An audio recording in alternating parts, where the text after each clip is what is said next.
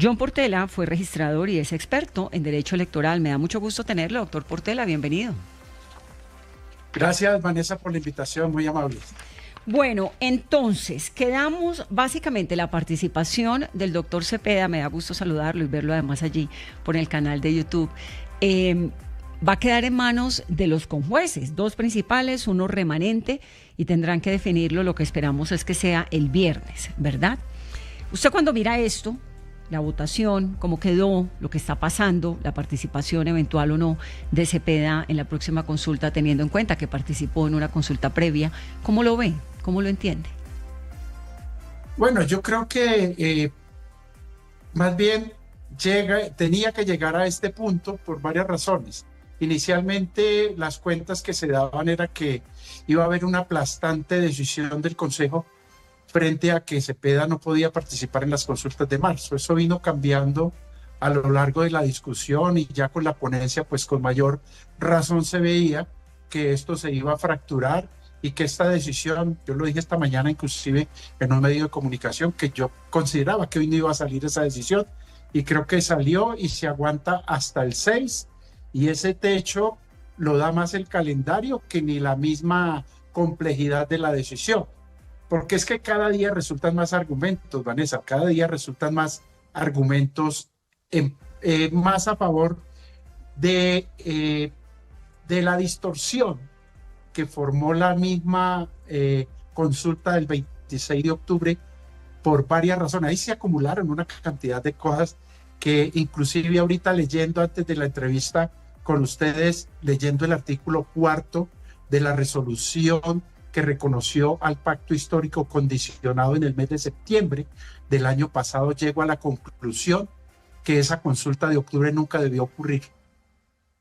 Bueno, pero eso es otro cuento, pero esa consulta sí o sí ya ocurrió y de ahí hubo un ganador que fue el doctor Cepeda y estuvo también la participación de la doctora Corcho y esa consulta por decisiones que se tomaron en el camino no era solamente del pacto histórico, sino de la UP, del Partido Comunista, del Polo, ¿cierto?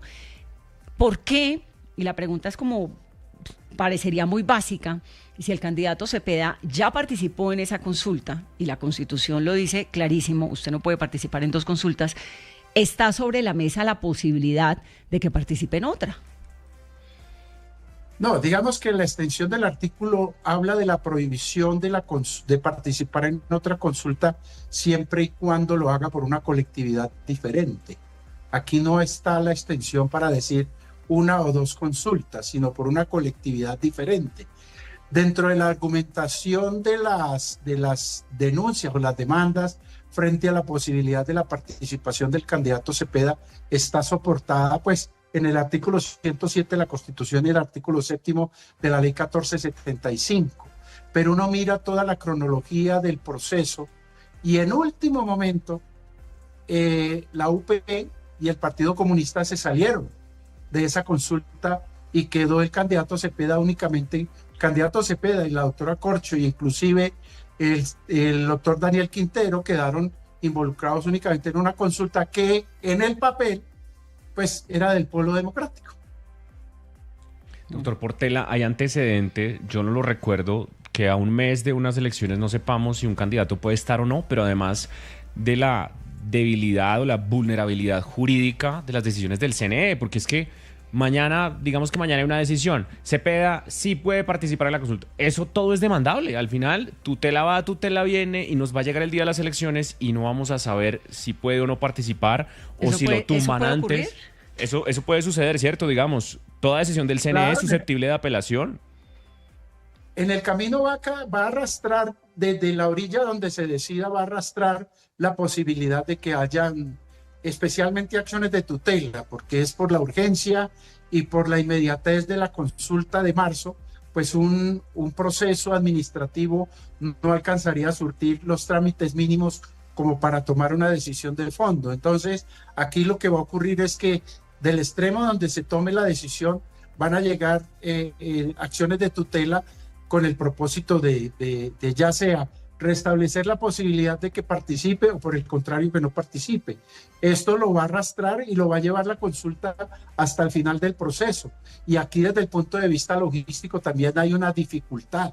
En este momento, sin tener una tarjeta definitiva en consulta, ya los tiempos de distribución de material comienzan a volverse críticos porque este material tiene que inclusive trascender las fronteras, tiene que llegar a muchos países en el exterior, en fin, ya se pone crítica la situación y esto pues producto de muchas improvisaciones en las decisiones, ¿no?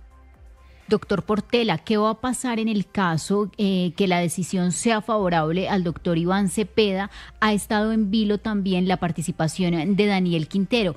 ¿Tendrían que dejarlo participar también de la consulta del 8 de marzo a Daniel Quintero? Bueno, yo tengo dos posturas del fondo de esta situación. En el caso del doctor Iván Cepeda, él gana la consulta el 26 de octubre y digamos que quitemos de la conversación si representaba un partido, 2 partidos, 3 partidos o lo que fuera.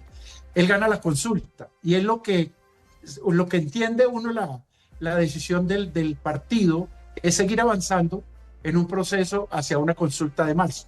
En el caso del doctor Quintero es totalmente distinta, porque la norma prohíbe que dentro del mismo proceso electoral yo haga ese ejercicio de participar en una consulta, perder y acomodarme en otra.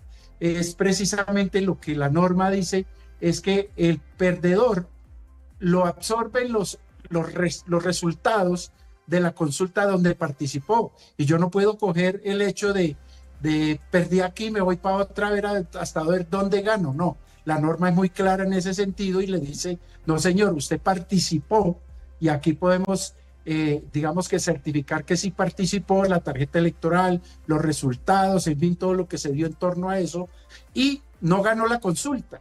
Entonces todos los perdedores en esa consulta no pueden coger el maletín y decir, oiga, no, es que me voy para la de 8 de marzo a ver si de pronto me va mejor. Claro, pero el argumento ahí, Daniel Quintero, es que a él le cambiaron las reglas en la mitad del camino y que por eso no participó. Podría ser un precedente para él también, ¿no? Esta determinación. Yo creo que sí, en algo tiene razón porque él hace por allá a finales del tema de la consulta, hace una serie de manifestaciones, pide unas certificaciones, algunos de los partidos que supuestamente estaban en consulta, que si pertenecía, no pertenecía, al final uno leyó algo parecido a como que yo terminé aquí, yo no sabía por qué terminé acá. Entonces todo ese tipo de argumentación, lo que él busca es que no sea cobijado por los resultados del 26 de octubre, que es lo que busca, que lo liberaría para poder participar en marzo, distinto a la situación del doctor Iván Cepeda. Bueno, pues entonces vamos a tener sin duda una semana de mucha expectativa. Es Alfonso Portela, quien fue registrador y es experto en derecho electoral. A ver qué pasa finalmente con esa participación de Cepeda en la consulta o no. Gracias por estar aquí con nosotros. Un saludo muy especial. Gracias, Vanessa. Un saludo para todos. Buenas tardes. Un saludo. Claro, es que hasta el viernes la información era que no iba a pasar, ¿no? Pero hubo un montón de cambios en la mitad del camino.